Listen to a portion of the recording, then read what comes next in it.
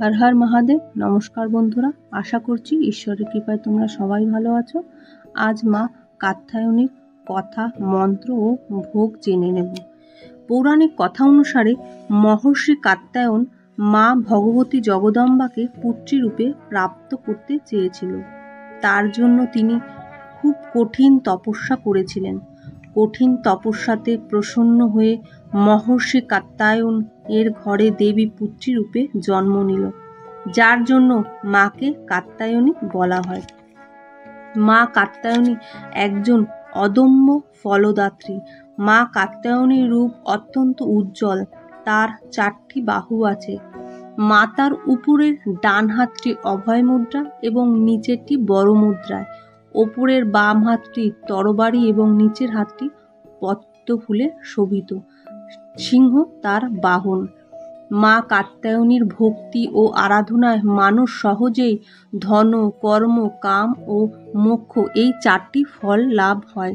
এই পৃথিবীতে অবস্থান করেও তিনি অতি প্রাকৃত তেজ ও প্রভাবে সমৃদ্ধ।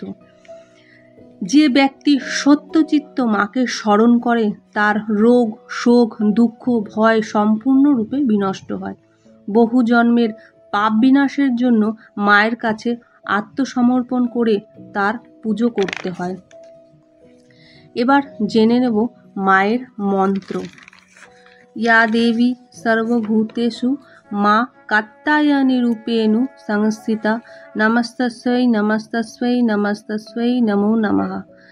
অর্থ, মা অম্বা, যিনি সর্বত্র বিরাজমান এবং শক্তির মূর্ত প্রতীক, আমি আপনাকে বারংবার নমস্কার করি, আপনাকে প্রণাম।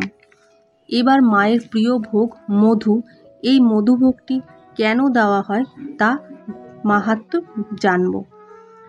ষষ্ঠ দিনে দেবী কাত্যায়নীকে পুজো করা হয় মধু ভোগ দিয়ে। এই মধুভোগ দেবীর কাছে প্রসাদ হিসেবে নিবেদন করা হয় ঠিকই, কিন্তু এই মধুভোগের মাহাত্ম্যটা কি? যিনি মাধুর্য এবং সম্প্রীতির প্রতিনিধিত্ব করেন। এটি বিশ্বাস করা হয় যে এটি অগ্রাসন নিয়ন্ত্রণে সাহায্য করে এবং ভারসাম্যের অনুভূতি নিয়ে আসে, যা দেবীর শক্তিশালী কিন্তু করুণাময় প্রকৃতির সঙ্গে সারিবদ্ধ। ভিডিওটি ভালো লাগলে লাইক, শেয়ার করবেন। আসবো আবার নতুন একটা ভিডিওর সাথে।